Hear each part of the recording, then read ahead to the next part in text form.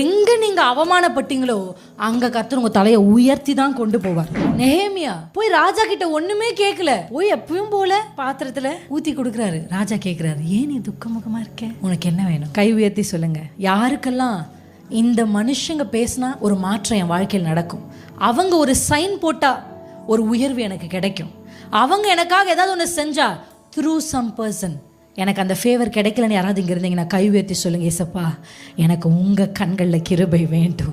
அவர் கண்களில் நீங்கள் கிருபை பெற்றவர்களாக இருப்பீர்கள் என்று சொன்னால் நீங்கள் போய் வாய் திறந்து கூட கேட்க வேண்டாம், நீங்கள் போய் நின்றால் போதும், அவர்கள் கேட்டு கொடுப்பார்கள். 400 வருஷம் சிறைதான், அடிமைத்தனம் தான், அடிமையா இருந்த இடத்திலேயே கேட்டு வாங்கி கொண்டு போக வைத்தவர். அல்லேலூயா.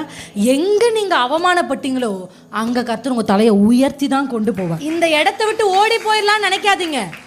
ஆண்டவரே நான் போக மாட்டேன், இங்கதான்